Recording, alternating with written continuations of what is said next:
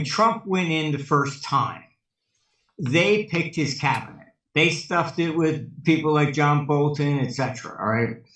And then every one of them was stabbing him in the back. That's why this time, he's the first president in history to pick his cabinet before he even got to Washington. Oh, yeah. That was basically really a shot across the bow to the deep state, saying, you're not going to do this to me again. It's February 14, 2025. My guest is Martin Armstrong. In an interview to discuss the foreign and domestic policies currently rolled out in the United States, implications of those for the international order. Here's Marty. But also, before we dive into all the mayhem and confusion and all of that, every post that I get from your service, Armstrong Economics, has this little spread the love either on top or on the bottom. So I have to start there. Happy Valentine's Day. Spread the love, Martin. That's a good quote. Well, I'm not married, so I don't have to do that today. But well, spread the love regardless. So thank you for being here.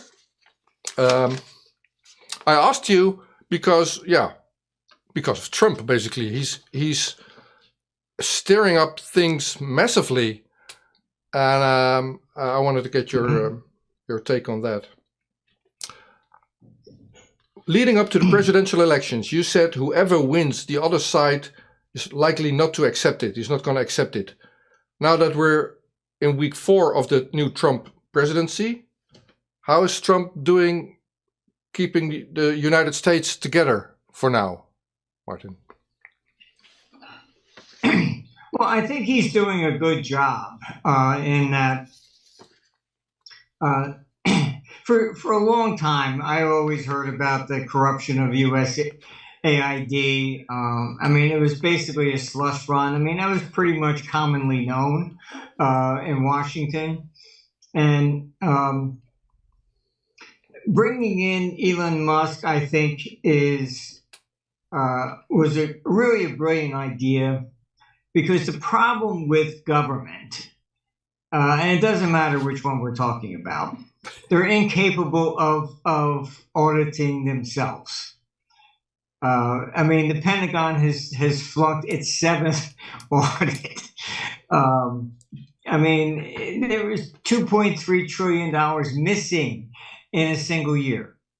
I mean, if you were running a business and you just said, and the government came in and said, where's that 100,000? Oh, gee, I don't know. I mean, out are going to come the handcuffs and where you go, you know? I mean, it's just a complete double standard. And those in government, and it doesn't matter where we're talking about, there is no real supervision, no accountability. Many of them are in unions and you can't fire them. You know, honestly, it's kind of like a handgun and you take the firing pin out, you know. It looks very nice, but it can't fire, and you can't fire it. You know, it doesn't work, and you can't fire it. And it applies to government. In United States, I now learn of USAID. What's its equivalent in the Netherlands or in Europe? Do you know? Do we have such slush funds that we should be watching? Oh, I think all governments do. They just call it different names, and you know, and they protect them. Like, you know, Ursula wouldn't give up her emails on Pfizer. You know, I mean, it's endless. So I mean, the founding fathers of the United States had a brilliant idea that it would be a government of the people by the people. However, they didn't put in term limits. So the idea of being a congressman for 2 years made sense back then. They only met for a few weeks. That was it. And they were paid on a per diem basis. That was all. Yeah. Now it's a career politician, they're there for life. I mean, everything that the American Revolution was against has been recreated. In the Netherlands, we're looking at new laws being implemented that if you mention revolution or incitement or even worse, say that might be a good idea, then you're punishable by law if this new law gets implemented. This is indicative of what our model's been projecting going into 2032. The governments will become more authoritarian. To pass such a law demonstrates that they know they have a problem. Exactly. And you wouldn't pass such a law if there wasn't, if you weren't in trouble. So, I mean, fine, you can pass all the laws you want,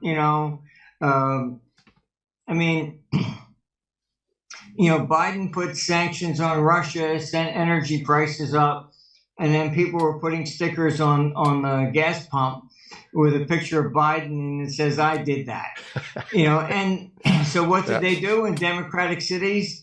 Oh, that's vandalizing private property and arresting people for putting a sticker on.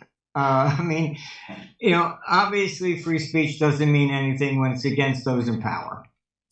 So Europeans might not see that, and Ursula might be hiding it, but your vice president, Mr. J.D. Vance, on the Munich Security Conference just now said, and I'm reading this from Russia Today, which is also forbidden in the Netherlands to read, but the US vice president has said, neither China nor Russia are the most serious challenge to the continent, but it's oh gosh, my eyes, I need glasses, I'm getting old. But its retreat from core values is. They're afraid of the people here, of democracy. That's what Vance is saying. Yes. Yeah. All right. So, look, when Klaus Schwab created the EU, Ursula doesn't stand for election. They're appointed by the heads of various, the people that make the laws in the European Commission, who are they? Do they ever stand for election? No. But this is democracy, you see. The European people have no right to actually vote the current government out of power. And this has been, systemic all around. I think once you give power to somebody, they just don't want to give it back. I don't care what culture you're talking about, but historically, that's the evidence. So I guess they're going what's next? We start, burning the history books? I don't know. I think so. And that is what we're doing. History is not being written down on paper anymore. It's on the internet, so that's easier to erase and to change. I created an entire dossier on the referendum for the association treaty with Ukraine back in the day, and I had dozens of sources all going to the internet to wherever I found. If I open that document now and I look up those sources, they're all gone. It's erased. It's not on paper. If it's not printed, it's gone. So we talked about Trump. They're erasing everything that disagrees with them. That's the whole problem. Exactly. You mentioned we mentioned Trump hitting the ground running as a new president. You mentioned the Department of Government Efficiency, cutting costs all across. I had a question on that. Do you feel they can technically balance the budget doing this going forward, just by interim management of Elon Musk in let's say the next fiscal year? What do you think? I don't know if he would reach a balanced budget, but he's certainly going to get a lot closer. He probably, I would say, can at least save $1 trillion. It's just so pervasive the way all this stuff is. Back in the 80s, after the 87 crash, there was this investigation and everything. And I told them, I said, look, you had the SEC blaming the CFTC. And they said, oh, it was really futures. The CFTC said, no, it was the SEC. So the two agencies were blaming each other. I spoke to Congress. I said, look, every agency, every government has only one agency. They should be merged. And the response was, well, we can't do that. We'd have to lay off 50,000 people. Well, that's what Trump. It's not whether it's right or wrong. It's like, my brother-in-law works there, Exactly. Okay. Yeah. So he's going to maybe cut a trillion, and the remaining trillion would then be interest payments, and those can't be cut, right? That's the real problem. It's the interest expenditures that brings down governments, and they don't. This is why they're becoming more and more authoritarian. Because eventually what happens is that the interest expenditures consume everything. And when you can't make them, that's when the default comes. And I mean, it goes back historically. I mean, you can go to the Greek island of Delos, where the Temple of Apollo was, which was kind of like the central bank in the ancient world. And there's a stela there that says all the city-states that defaulted on the loans from them. And that was 400 BC. So nothing's changed. I mean, Spain defaulted 7 times in a row. France has defaulted. Then you have these revolutions periodically, and then a new government comes in, and they always default on the last one. I mean, U.S. Constitution even said that they would honor the debts of the Continental Congress. They never did. So, I mean, nothing really changes throughout history, and it's always the same story over and over and over again. Yeah, well, we got what I wished for. We are living in interesting times, and I enjoy insights from you and those newsletters you put out, and the books that you put out, helping people make sense of what's going on. You just mentioned the Pentagon that has missed some funds over the years. Do you think Elon might be knocking on their door shortly? What do you think? Oh, yes. Yeah, okay. I mean, it's amazing how quickly he's been able to uncover all this corruption and accounting problems. It just shows you that what somebody from outside the government can do very rapidly. If the government were to do an audit, well, it would take years. I mean, it's just, and then they're not going to reveal the truth because they got a friend on the other side it would hurt. Yeah. I mean, that's, it's kind of like what they say about, about the police. One's not going to testify against another one. It's the same thing I heard about from lawyers in New York City. They said they would never move to recuse a judge because the other judges would prejudice them. Yeah. It's retaliation. Hey, you attacked one of us, we're going to go after you. So that's a smart move on the side of Trump. Just get in interim management that doesn't care about those sensitivities. Yes, that's the only way to possibly do it. Okay. But I think people should understand when Trump went in the first time, they picked his cabinet. They stuffed it with people like John Bolton, etc. All right. And then every one of them was stabbing him in the back. That's why this time he's the first president in history to pick his cabinet before he even got to Washington. Oh, yeah. That was basically really a shot across the bow to the deep state, saying, you're not going to do this to me again. So that's why it was very, very significant. And so, I mean, I've dealt with Washington, as you know, for a long time. And that's, when I saw him do that, hey, this time it's going to be serious. Yeah, he's actually draining the swamp now. He got his own team. That's it. I was surprised that Tulsi Gabbard and RFK Jr. got through their hearings. I didn't see that. Well, maybe I'm too negative on that. Did you see that coming, that they would be appointed? I thought so, yes. Yeah. I mean, you've got a number of people there that have been more or less put on notice. All right, this is serious. Knock off the political BS. You know, and I mean, you had like Elizabeth Warren going into temper tantrum, you know, screaming at RFK.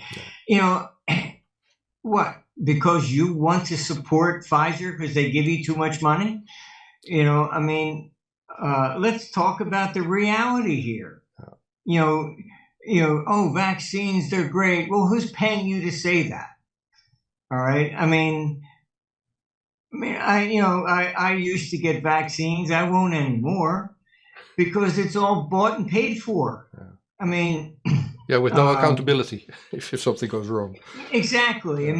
I mean, the girl next door to me, she was 27. Her and her husband had COVID. They had to get a COVID shot to go on a cruise. She got the shot, and because she's, I guess, 27, they say the younger ones have the heart problems from it. And she was taken out of here in an ambulance and almost died, you know, the day after getting a shot. I mean, it's not everybody's the same. You know, I have one guy that does work in the company, and he cannot take even a flu shot ever. His whole family gets violently sick. And it's not saying that, I mean, look, I mean, that's why they want immunity, because they know every vaccine, there are certain people that will die. Yeah. You know, not everybody. The majority may be okay, but I mean, we're just not all the same. We're not all the same cookie cutter, you know? Well, we have some stuff coming. RFK Jr. also said, once I'm in office, I'm going to do 100 things at day one. So that's going to be starting Monday, I suppose. Something. Okay. Look, I've spoken to Bobby, and look, he's legitimate. You know, initially when he was going out on his own, I mean, I spoke to him. I said, look, I said, my computer says you're not going to win. All right, so forget it. All right. And I knew back in 2016, and this is an example of what happens behind the curtain. I knew there was a meeting between him and Trump. And Trump gave him a commission to investigate vaccines back in 2016. The pharmaceutical boys went to Capitol Hill and said, we're going to cut off all your funding unless that commission is shut down. They did so. His commission was basically disbanded about 3 months before the COVID vaccine. So I knew there was a connection there before. So I told RFK, I said, look, you want to make a difference? You're against war, and so is Trump. I said, the rest of the side's going to take us into World War III. I said, join him and you'll get what you wanted originally. And basically, he can, you know, after he had one of these deep state people with experience, blah, blah, blah.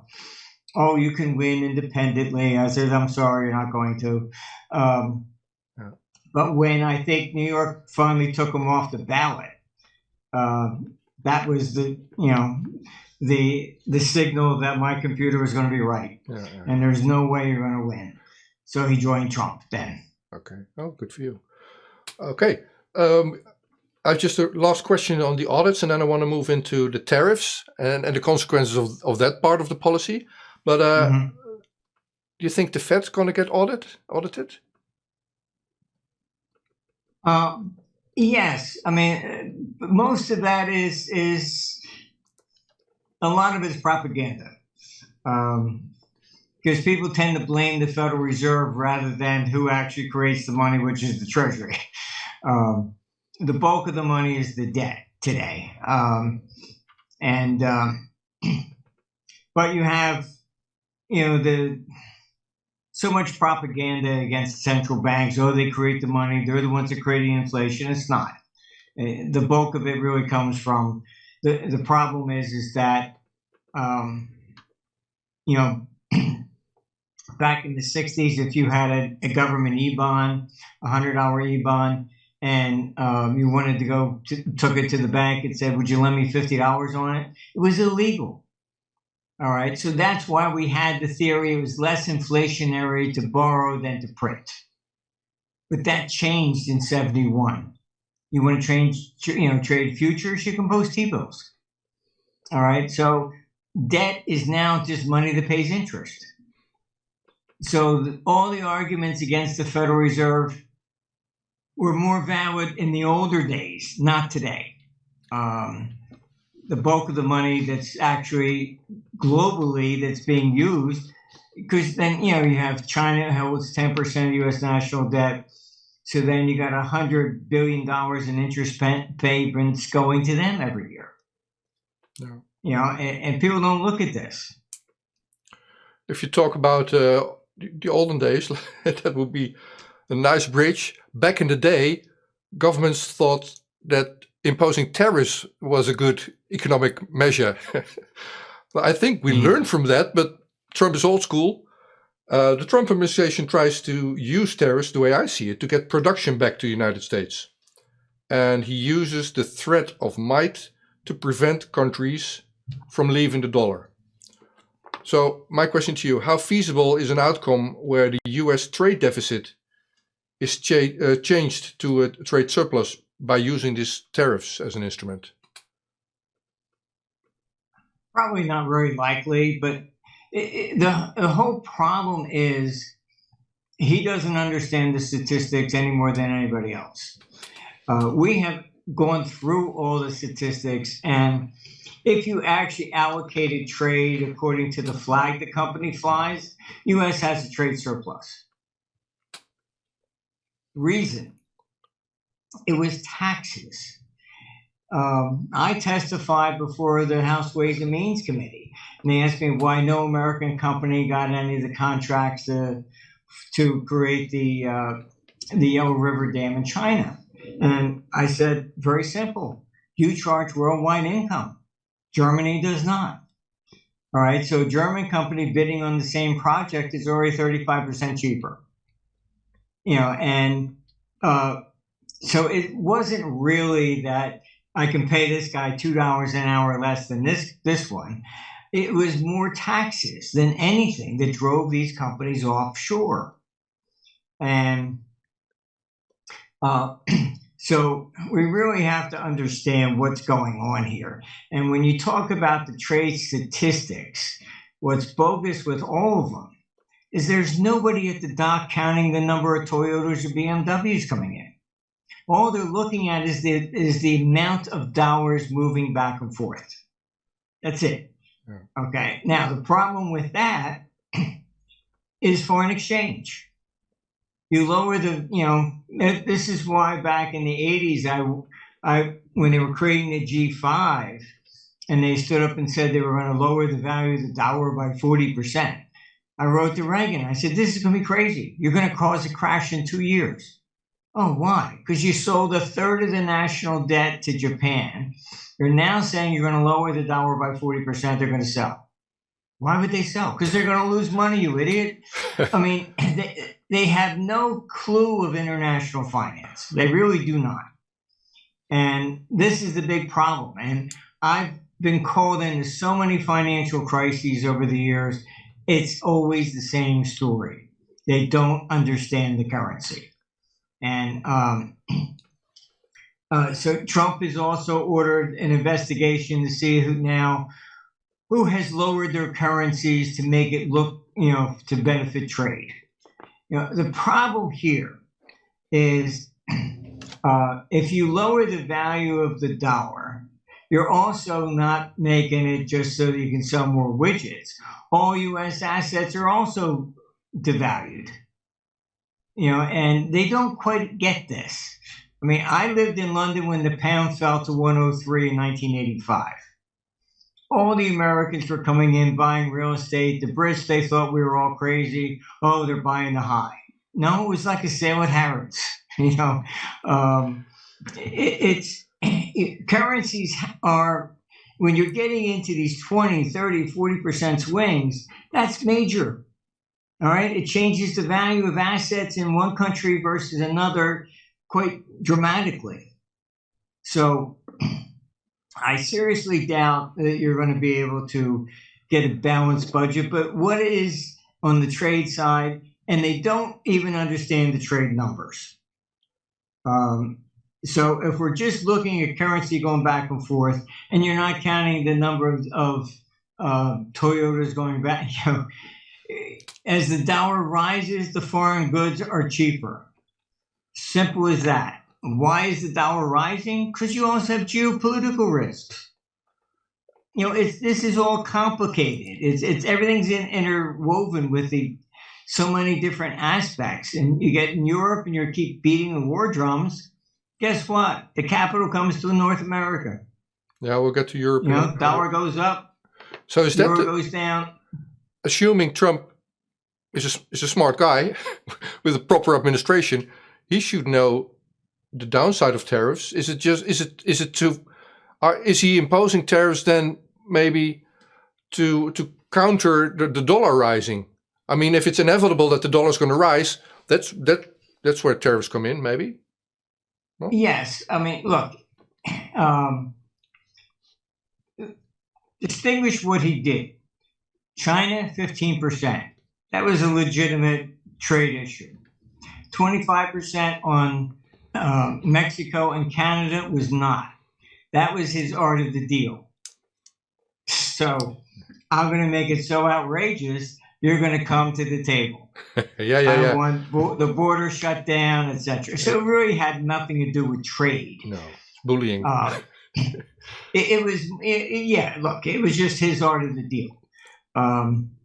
Europe is more of a problem in the sense that, there are a lot of trade complications that they put in. Europe tends to be much more Marxist in that area, where they think raising tariffs and keeping trade restrictions protects local jobs. It ends up being very inefficient. There was an economist from the 19th century, David Ricardo, and he came out with his observation of comparative advantage. For example, you wouldn't want to grow a head of lettuce in the Saudi Arabian desert. Keep watering it.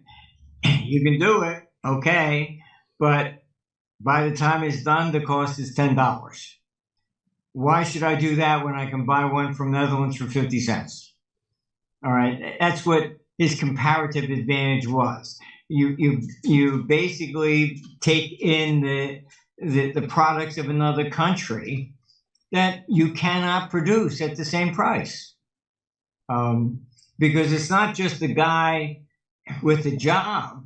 What about the rest of the people and their living standards? This is, you can't just look at one element. You got to look at the whole thing collectively. We've covered economics and money in the first questions that I had prepared for you. The other one is the geopolitics and the tensions and war going on. I wrote down, preparing for this interview, you wrote a computer system that takes in global historic data and current affairs. And you said the computer sees a peak in authoritarian behavior by governments leading into 2029, by which time things might fall apart. What do you think this authoritarianism will look like moving forward?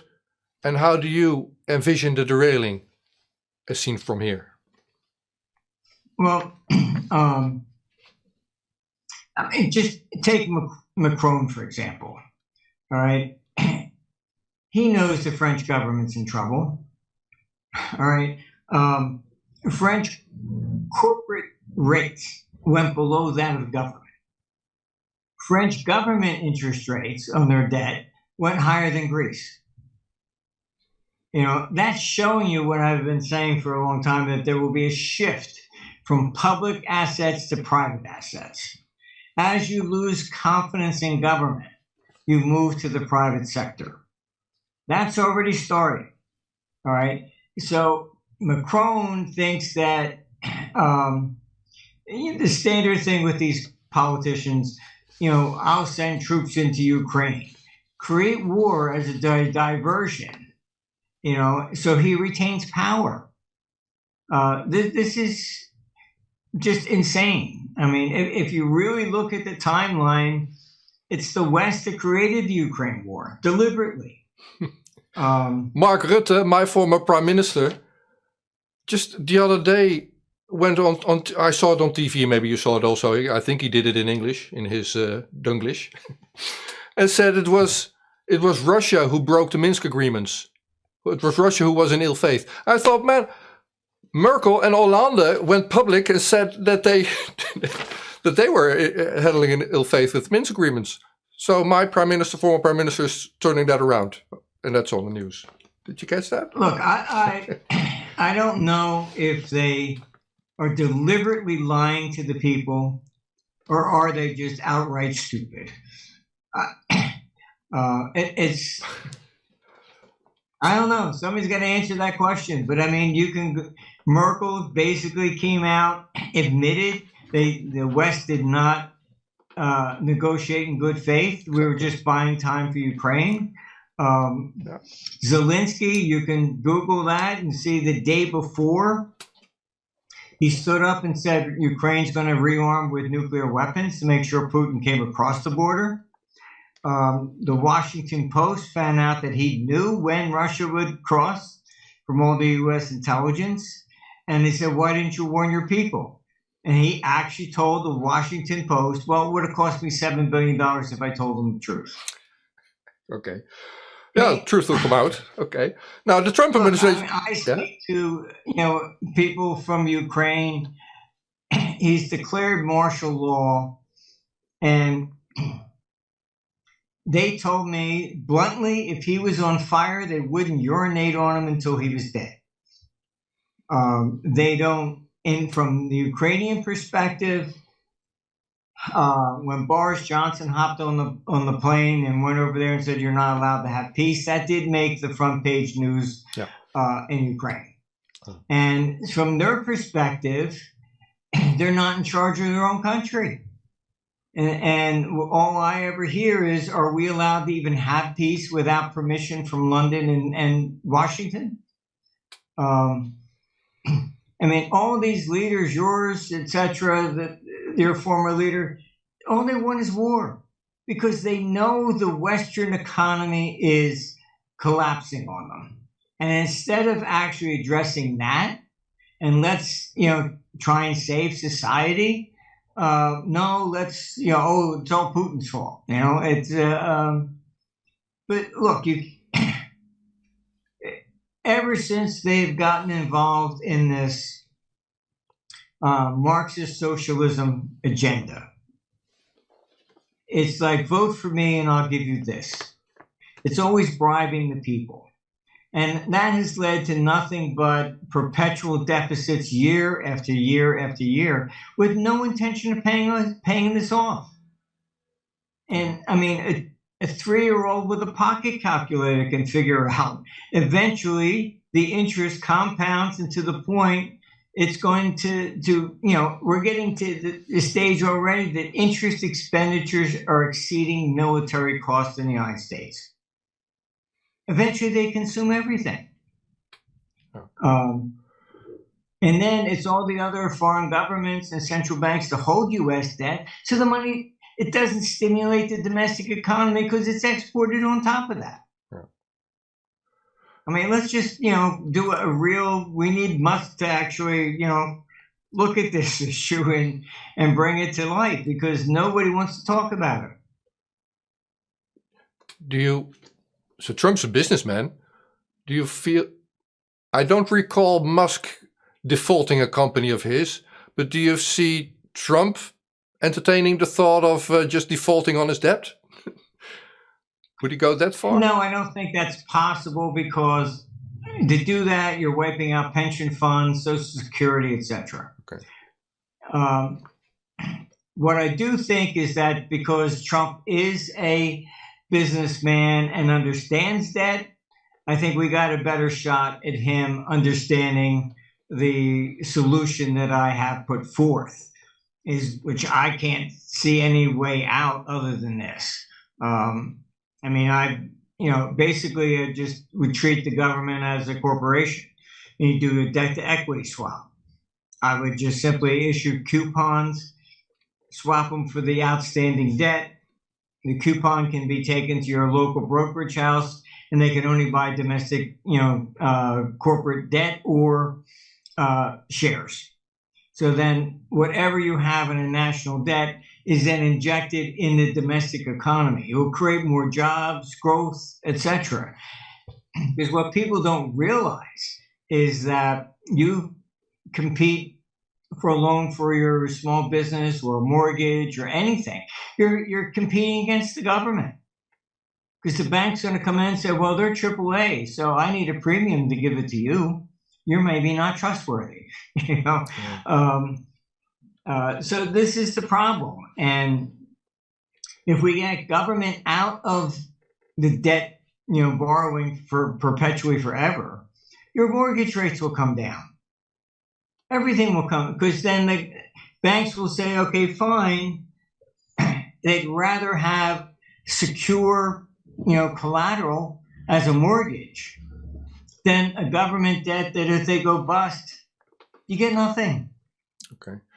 If we can move back to the Ukraine conflict for a moment, the Trump administration is now engaged in talks with Russia. Both parties, as far as I can tell, appear genuinely interested in ending the Ukraine war. Now, Zelensky, NATO, and the EU would appear to be holding the bag. My analysis, or maybe you can reflect on that. And they're complaining that they're not on a negotiating table, leading into a question: does your computer and you foresee Trump and Putin hammering out a lasting accord in the next month or two or so? Look, I think, take Zelensky, for example. He's declared martial law. All right. If there's a peace deal, Trump has also said there should be elections in Ukraine. He would be thrown out of office. So naturally, what is his personal incentive? Is to oppose any sort of a peace deal. As long as he keeps opposing, he keeps power. The EU needs war mainly as a distraction from their own problems, from climate change. If you be honest and look at the German economy has shrunk by 3%. Actually shrunk.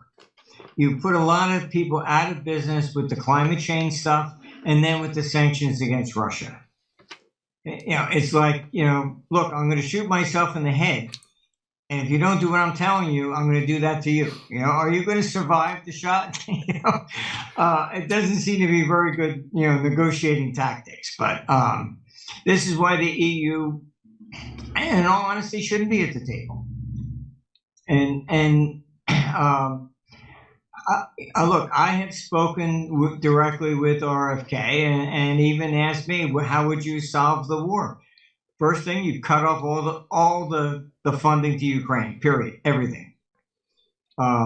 Most people don't realize the corruption in Ukraine is pervasive. We are paying all salaries of all government workers and their pensions. Why would they want peace? They're out of jobs. Let's get down to just follow the money. Yeah. You just mentioned. I think, unfortunately, our computer still shows the prospect of war coming around 27. And I think that you're going to see NATO, which should have been shut down when communism failed. I've seen the internal memos.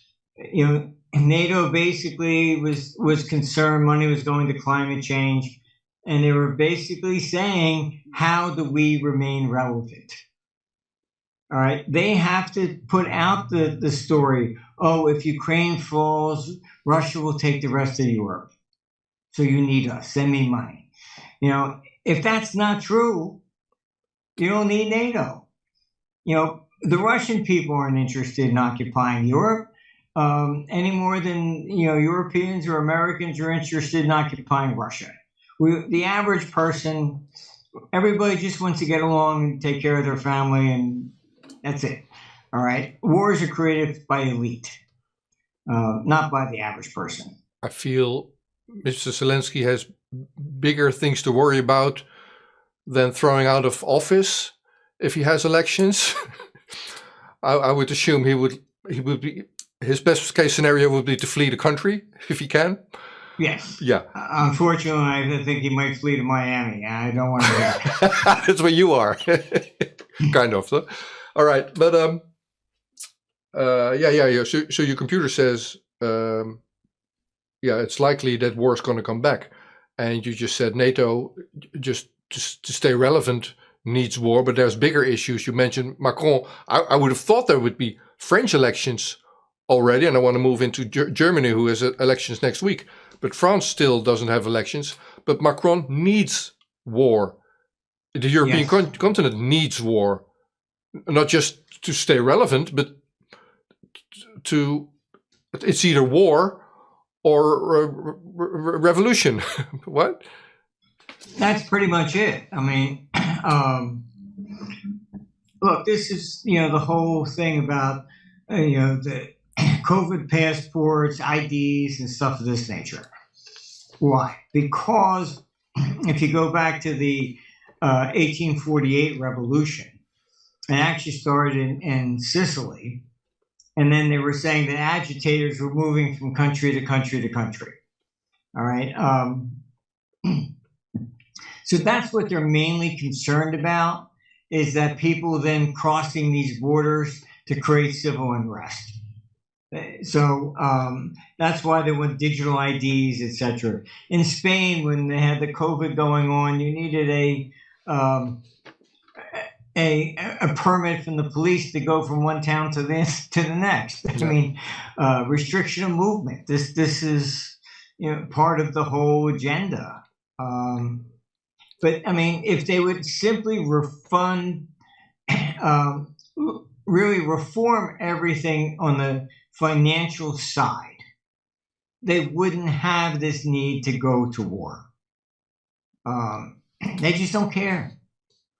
They're incapable. So that's my big compliment to Trump, actually cutting costs. But in the Netherlands, we just raise taxes until people end up not eating anymore or something. There's no way that they're cutting costs. Never. I'm 54 years old. Never seen that. Look, you just open up a history book and you look at all the various revolutions. What is it that eventually causes it? Taxation. Yeah. U.S. Revolution, no taxation without representation. French Revolution, let them eat cake. I mean, it's when you do this, you cause civil unrest. You can't retain power by threat like this. And that's what our computer is basically showing.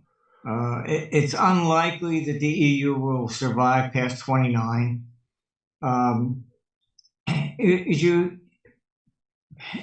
Even if you look at Russia, Lenin, despite being communist, Lenin was actually, his idea was forming off the United States.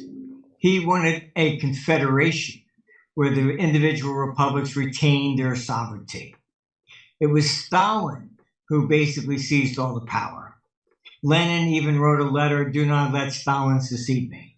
All right, and it's widely rumored in Russia that Stalin poisoned Lenin and maybe even his wife.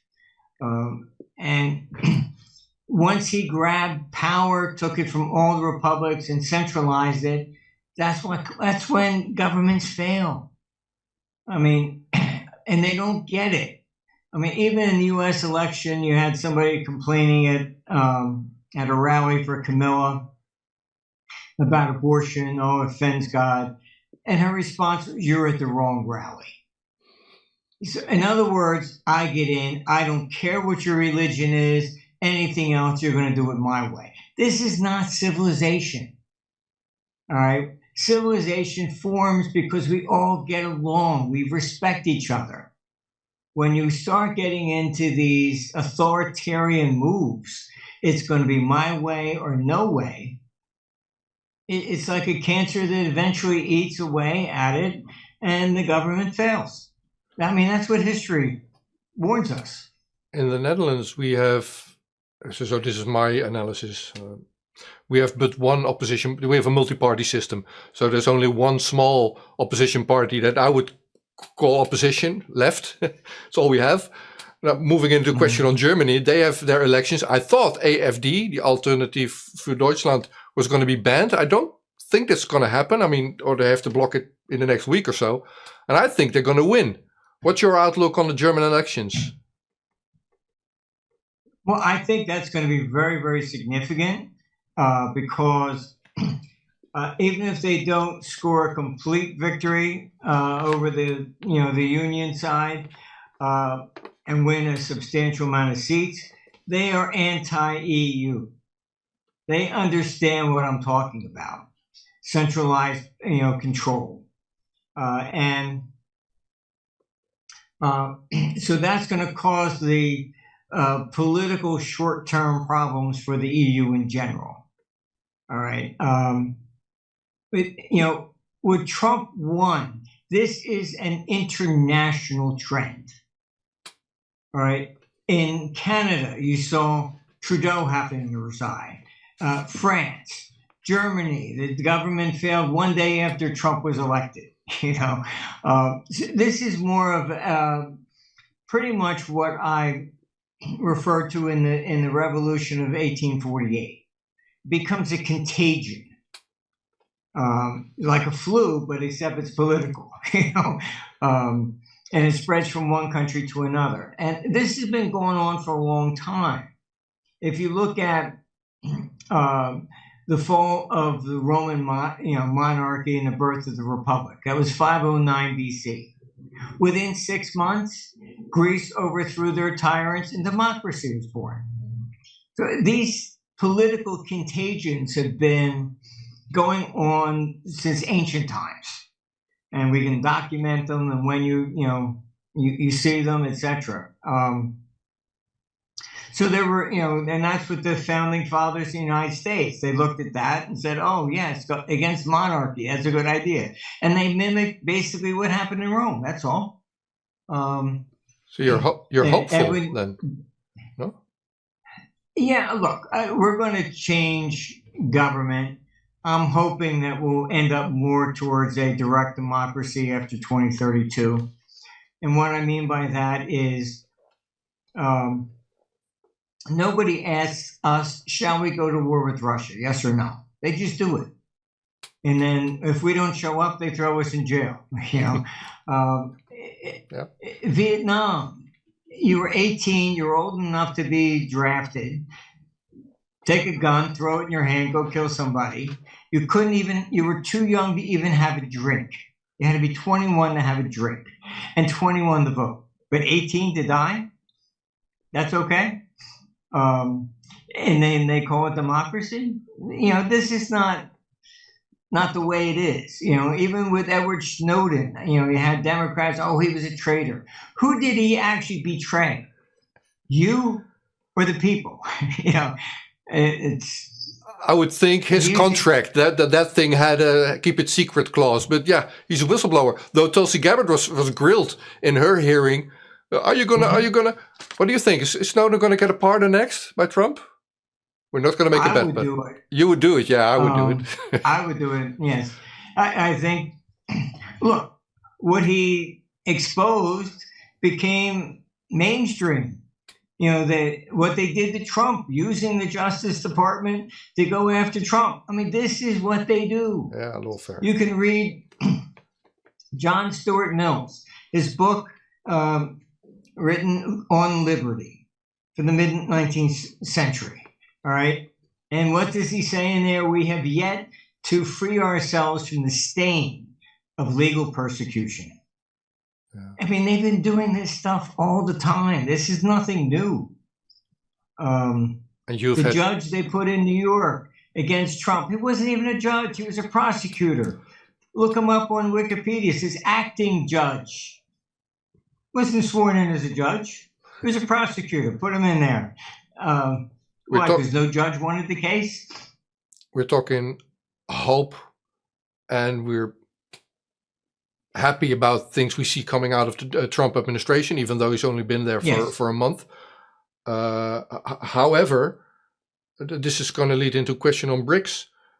Trump said yesterday before meeting Modi of India, BRICS was put there for a bad purpose. And most of those people don't want it. BRICS is dead. And earlier, Trump said, we are going to require a commitment from these seemingly hostile countries that they will neither create a BRICS currency nor back any other currency to replace the mighty US dollar, or they will face 100% tariffs. Now, Trump and Putin appear to be eye to eye on Ukraine. That's all going good. But these are direct threats on the BRICS. What's your outlook on that then? Well, because Trump doesn't understand it. BRICS was created because of a geopolitical problem that Biden created. All right. If they put the sanctions in on Russia, removed them from SWIFT. All right. That's what set BRICS in motion. And then you have Blinken threaten China. If you help Russia, we'll do the same to you. Okay. So they use the financial system as a weapon. All right. That's what created BRICS. It was geopolitical. All right. And so unless you understand that, BRICS would be dead if you eliminate all the sanctions. And Trump doesn't even understand what makes the dollar the reserve currency to begin with. The U.S. economy is the biggest in the world as a consumer-based economy, meaning that Germany needed to sell their BMWs, Toyotas, whatever from Japan. That's what makes the dollar the reserve currency. All right, because you got to sell it in dollars to those people. All right. And if you understand the economics of that, that's why Germany has not really taken off like it should. Because they keep the taxes very high, they're afraid of inflation, so they oppress their people. All right, you can Google it up and you'll see the wealth of a German is less than that of an Italian, and China has figured this out. Germany has adhered to the old mercantile idea. We make stuff and sell it to somebody else and bring the profits home. All right. And whereas China has looked at their model versus the US, and they're copying the US. What are they doing? And this is why they will replace the US as the financial capital of the world after 2032. They are building a consumer-based economy, recreating the Silk Road, etc. All right. When you create a consumer-based economy, then you become more self-sufficient. And then everybody else needs to sell to you. All right. Historically, when the Persians were the financial capital of the ancient world, when they fell, all right, and went to Athens. Athens is then overthrown by, Macedonia. So then Alexander the Great currency becomes the world currency. They then fall to Rome. Rome becomes the number one currency. All right. The currency always moves to whoever's the dominant power. All right. So Spain lost it, all right, to Germany. Germany lost it to the Dutch. The Dutch lost it to British. The British lost it to America. This is just simply the way it goes. Yeah, the way. If we understand how these things move, it's easier to grasp it. Yeah, and you just said Trump might not understand, or he's too arrogant, but he might not understand it. But see, And Putin, they would know. No, they're playing into this. That's what you're saying. China's creating well, part of the thing that I've been told from my sources that is on the table in his discussions with Putin is eliminating the sanctions. Oh yeah. Do that. First of all, energy prices would go back down. What they did with the sanctions on Russia, I mean, it's the idea that if we cut off their income, they'll collapse. It's not going to happen. Sorry. They've been trying this nonsense for a long time. Again, they don't understand what makes an economy an economy. They really don't. The people might not understand these things, and they might not even understand what we've been going on about for close to an hour now, but they feel it nonetheless. I read your newsletter, and you said first you go out to explain what the silent majority used to mean, but currently it's the living. It's but the silent majority feels seen and has a voice, and it's just time for the silent majority to awaken. There's no stopping. Yes. Yeah, maybe we can close there. What was that in that newsletter? And have people sign up to armstrongeconomics.com. Well, it was, yes, when before the silent majority in Roman times meant the people that were dead, because they couldn't speak. But it is morphed into, even Nixon used it, the silent majority, etc. They are awakening. More and more people are beginning to understand what's going on. I mean, I get asked for podcasts even from Russia. I've been on Russian TV. I mean, it's worldwide. I get requests from Palermo and Sicily. So this is happening everywhere. So since we have offices from China to Dubai, I would say I hear everything from globally. Everybody is more or less angry at their governments, maybe for a different reason. Okay, but collectively, pretty much everybody's saying enough is enough. It will come to the point where, as we say, the straw that broke the camel's back. And I think that is also why you're seeing these governments becoming more authoritarian, because they can feel it. The arrogance of the Democrats in the U.S. charged Trump with all these things. Oh, he'll be a felon. Nobody will listen to him. This was they were shocked. Yeah. And it's like, I'm sorry, but, people know you are the problem. They just don't, there are no mirrors in parliaments or Congress. They're just none.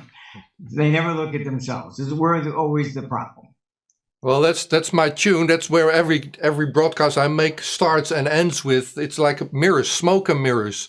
You have to cut through the smoke and the mirrors and be your own journalist and make sense of things, because those in power they're not going to help you figure out what's going on. Now, look, it's also that any criticism of them becomes a threat to their power. Yeah. All right, so they're not going to be forthright and say, let's reform this, Klaus Schwab has basically been telling them to use the communist model, just seize everything, you'll own nothing and be happy, that does not work. I'm sorry. Just look at communism. It does not work. Yeah, well, it's not over just yet. And I envy you for being ahead of us here in Europe, or at least in the Netherlands, because the Germans are ahead of us in waking up. But I feel things might deteriorate some more before they get better, and we might even go to war, and that's very personal. I have a son of 18. Yeah. Look, I lost most of my friends to Vietnam, and then you find out, it's on there. Even you can go to YouTube, and McNamara, who was the neocon that took us in the into Vietnam. Before he died, he wanted to clear his conscience. Well, we were wrong. It was very nice. 58,000 American troops died. How many millions Vietnamese? Because you were wrong. Same thing with Iraq. You got Tony Blair's apology. Well, we thought we were liberating the people from Saddam Hussein, and we subjected them to more sectarian violence. Yeah, he knew it from the start. These people never...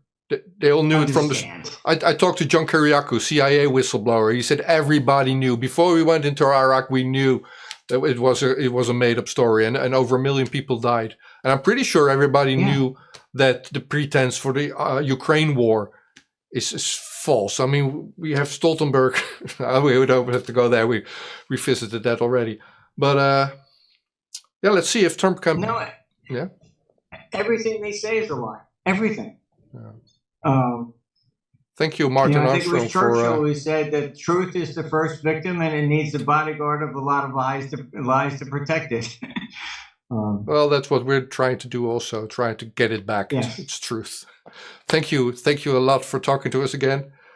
Great to see you in good health. You. And people, go to Armstrong Economics and subscribe to his services. Great source of information. Talk to you next time. Thank you very much. Take care, Martin. Bye-bye. Bye.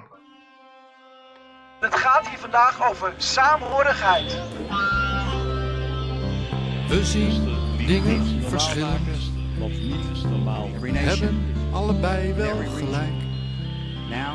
Als we verder willen. En ik gewoon van jouw kant bekijk. Als ik daar zie wat jij ziet. Respect is waar het begint. Als we dat kunnen houden. Wat sterker is, wint.